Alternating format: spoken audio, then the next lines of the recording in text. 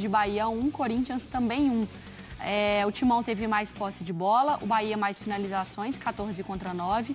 No alvo ficou até equilibrado ali, 5-4, grandes chances também, 3-2.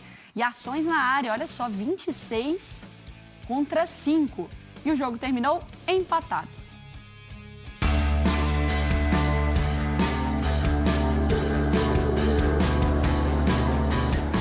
Olá, amigos do Sport Center. O Bahia saiu na frente, mas o Corinthians buscou o empate no finalzinho da partida aqui na Arena Fonte Nova. 1-1 no jogo de estreia das duas equipes no Campeonato Brasileiro. O jogo começou com chances para os dois lados. Ao longo da primeira etapa, o Bahia tentou chegar e o gol saiu aos 45 minutos. Uma linda jogada do Luciano Juba, que cruzou para o Gilberto fazer de cabeça. Na segunda etapa, os primeiros segundos de jogo, o Bahia teve duas chances. Primeiro com Ademir, depois com o Lúcio. Everton Ribeiro levou o segundo amarelo e foi expulso aos 6 minutos. Mesmo com 1 a menos, o Bahia teve chances e chegou à área corintiana. Aos 44 minutos, o empate chegou com o cruzamento do Breno Bidon e cabeceio do espanhol Héctor Hernández, que fez o primeiro dele com a camisa do Corinthians. O espanhol estava há mais de um mês sem entrar em campo. O jogo terminou empatado. Eu, la verdad, que estaba fuerte mentalmente. Sí, verdad que bueno, que al final la competencia es muy alta en el equipo. Tanto Yuri, Menfi, Romero y tal estaban haciendo las cosas muy bien y bueno, yo estaba esperando mi oportunidad, sabía que tarde o temprano iba a llegar y bueno, hoy tuve la suerte de hacer mi primer gol aquí en Corinthians y darle un punto al equipo. No, feliz por él y feliz también por Michael después de tanto tiempo. Pudo hacer 90 minutos. Realmente feliz por el grupo porque saben de la importancia que es el Brasileirão. Estamos satisfechos por um montão de coisas. Quando você tem um jogador a menos, é natural que você se defenda um pouco mais, recue um pouco mais. O Corinthians é um time que tem qualidade para construção de jogo. Se você quiser marcar eles lá em cima com um a menos, provavelmente você vai sofrer gols. O Everton, eu acho que na passada, sem querer, ele acaba correndo e pisando, mas não foi um lance intencional. Mas o árbitro não tem como interpretar de outra forma. E o time se postou bem, eu acho que muito pelo contrário, com exceção do lance do gol, onde nós balançamos de uma maneira um pouquinho errada, mas é de se louvar a maneira com que todos se comportaram dentro de campo, de se elogiar a dedicação de todos eles. O Bahia tem compromisso pela Libertadores na próxima quinta-feira. Recebe o Internacional aqui na Arena Fonte Nova. Já o Corinthians recebe o Huracán da Argentina na Neoquímica Arena na próxima quarta-feira.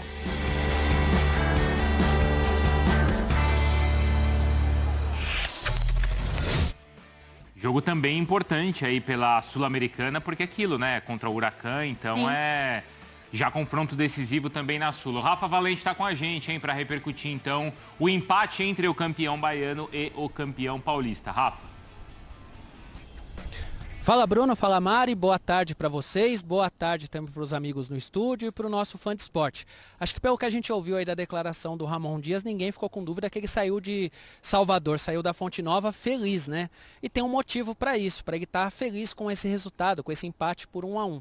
O Corinthians entrou em campo com praticamente um time inteiro de reservas. A exceção foi o Yuri Alberto, que mesmo assim só jogou 45 minutos e saiu no intervalo, ali sentindo dores no ombro, no tornozelo esquerdo. Tem até uma imagem que mostra ele durante o segundo tempo no banco de reservas, fazendo gelo no tornozelo esquerdo, ali já um trabalho de analgesia.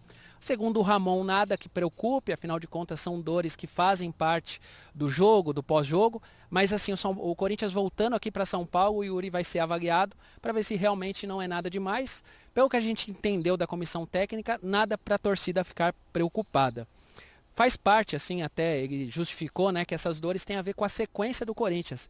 Nesse primeiro trimestre do futebol em 2025, o time entrou em campo muitas vezes. Além de jogar todas as partidas do Campeonato Paulista, ainda fez 4 jogos pelas fases preliminares da Libertadores. Por isso, também escalou um time reserva contra o Bahia. Foram 5 titulares que nem sequer viajaram para Salvador, viu? O caso do goleiro Hugo Souza, o Matheus Bidu, o Gustavo Henrique, o Garro e o Memphis. Ficaram aqui em São Paulo cuidando um pouco do físico, cuidando um pouco da questão do preparo e, enfim, eles devem estar em campo, ou pelo menos assim a comissão quer, para quarta-feira, quando o Corinthians estreia na fase de grupos da Copa Sul-Americana. O Corinthians, que imaginava estar na fase de grupos da Libertadores, vai abraçar a Sul-Americana, fez boa campanha nas 2 últimas edições que disputou e quer sim repetir a dose. Então, de certa maneira, a gente pode dizer que o Corinthians vai priorizar também a Sul-Americana. E para devolver para vocês para o estúdio, uma informação dos amigos do meu timão é que o Garro, que tem ainda um problema não resolvido no joelho direito, talvez não jogue esses próximos jogos, deve ser preservado, deve fazer um tratamento. Aí sim um desfalque causado por uma recuperação que não foi ideal. O Ramon falava muito disso ao longo desse primeiro trimestre, que a recuperação do Garro não estava longe de ser a ideal, muitas vezes calou ele no sacrifício, e aí vai ter um preço, né? Provavelmente fora desse jogo contra o Huracan e também da sequência inicial do Corinthians no Brasileiro, meus amigos. Perfeito, Valente. Obrigada, viu, pelas atualizações aí do lado do Timão. E a gente já cola os números do Héctor Hernandes, desde a estreia no Corinthians, com 12 jogos, 343 minutos, 1 gol. Demorou 7 meses e 1 dia desde a sua estreia, então, para marcar esse gol, com 10 finalizações e 3 certas e 4 grandes chances. Teve aquela contusão, né? É. Por isso, né, também. Muito tempo fora, assim que chegou, né? Ficou muito tempo fora. O Yuri também, nessa reta final da temporada passada, início dessa, deu conta também, né? Claro que sim. Quando ele chega, era um problema o centroavante do Corinthians. Ele, Pedro Raul. Verdade, tinha o Pedro Raul ainda. Né? Ninguém funcionava por isso. Chamaram o Héctor, mas no final o Pedro Raul ajudou. E ontem ele fez um gol importante, Marra. Pedro Raul não. Yuri Alberto ajudou. Pedro Raul, muito importante. Vozão. O Pedro Raul tá ajudando o Ceará. Eu acho que o Corinthians deu uma demonstração. Bom, primeiro, assim, acho que foi um bom jogo. O time do Bahia é um time muito bom, preparado para os desafios que tem, e tem um desafio já grande, né, na próxima quinta-feira, um jogo de Libertadores contra o Inter. E o Corinthians dá uma demonstração de elenco, né, de força de elenco. Porque jogar contra o Bahia na Fonte Nova com o time todo reserva, quase todo reserva, né, exceção do Yuri, eu não sei se os outros, não sei quem vai conseguir fazer isso não, viu? Mas o quanto que a expulsão também, né, acaba... Certamente. Mas pouca gente vai pegar ponto lá, né? Para você ter uma ideia, no primeiro tempo, o Bahia teve... A expulsão foi ali, né? O Bahia teve mais posse de bola. E no segundo tempo, o Corinthians teve 70% de posse de bola. Então, o Bahia normalmente vai ser o time protagonista, dono da bola. Vai tentar jogar...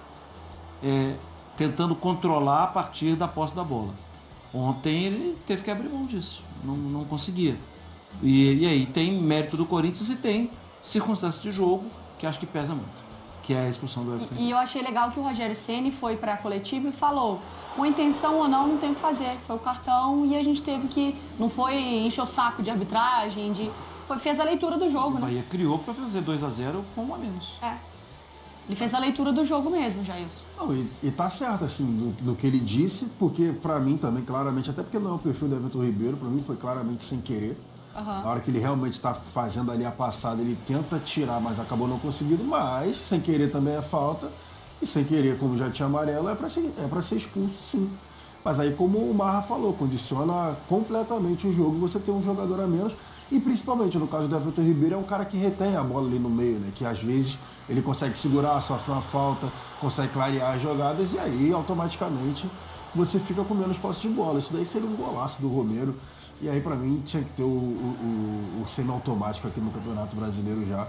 Porque, tudo bem, o Thales está com os 2 pés no campo de defesa, só que o tronco, né, amarra ali um pouco à frente, mas, cara, é muito no limite. É difícil ver essa imagem. É difícil demais ainda. A gente só tem aquela imagem que foi ali amostrada, né, do meio ali, um pouco distante. Mas é um gol importante pro Héctor Hernandes, porque esse daí o Lúcio poderia ter segurado um pouco, né, mas, enfim, atacante, né, já era. Mas um gol importante pro Héctor, e essa chapada do Breno Bidon, nossa... Perto, né? Bonita, né? E é no final do jogo. Acho que foi basicamente o último lance do jogo, foi essa daí do Bidon.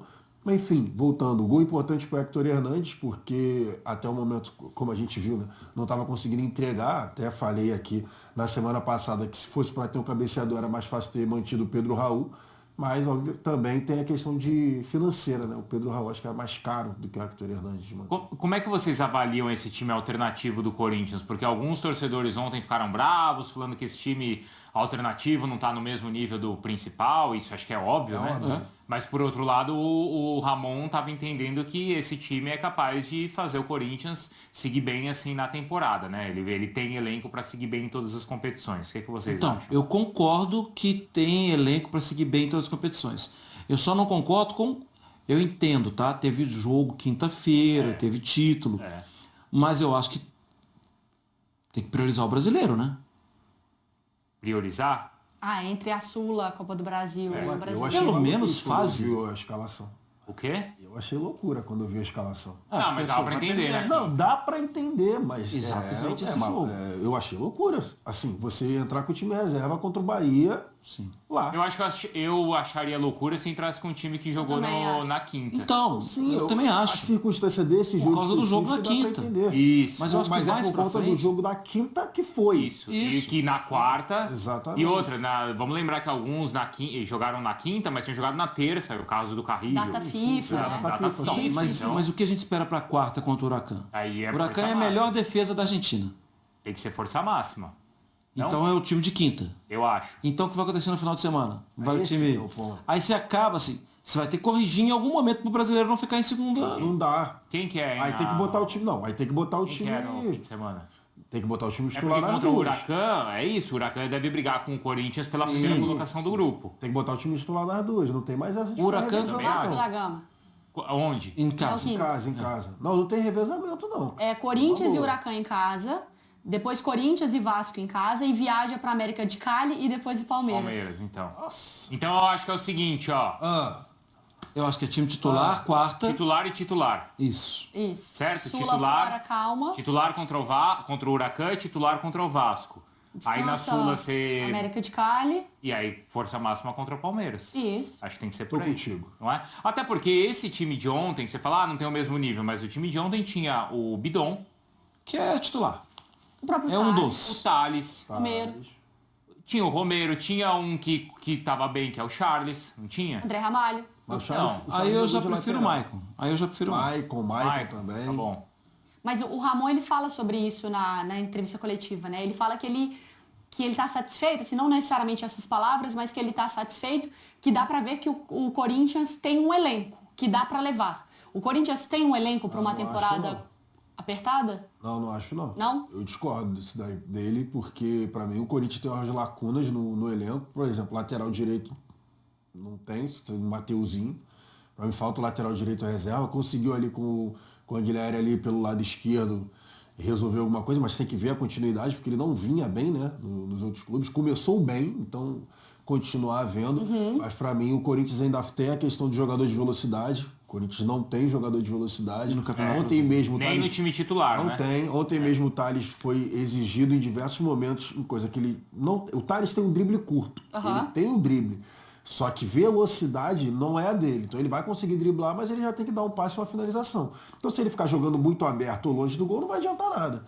Então ele tem que ter aproximação e estar um pouco mais próximo. Então não enxergo dessa forma, não. Teve o Coronado lá, né, no lugar do Garro. O Coronado é um bom retorno. Tem que ver como vai ser, se ele vai continuar vai conseguir ter sequência. E principalmente essa questão do Garro. O Garro, beleza, ele tá com a questão aí no joelho. Já tem tempo, né? Já tem um tempo considerável. E é um jogador muito importante no time do Corinthians. No time titular, tem a trinca ali, né? Então tem que ver. Se o Garro não tiver, por exemplo, não tiver condições de jogar, de ser titular uma sequência, o Corinthians pode ter problema. Porque depende. Esses dois, o Garro e o Memphis, vai ser difícil você colocar em todos os jogos. Né? Não tem como. Mas eu acho que tem aí o... Não, mas Eu concordo que não dá para colocar. Mas eu acho que o jogo do Corinthians passa especialmente pelo meio. E aí é... por ausência de pontas rápidos, né? Sim, porque pensa, em alguns jogos, eu acho que a diferença maior talvez esteja mesmo no ataque. Entre Yuri e Hector, sim. Mas a longo prazo, se você perde Martins e Carrijo, você fica muito a pé.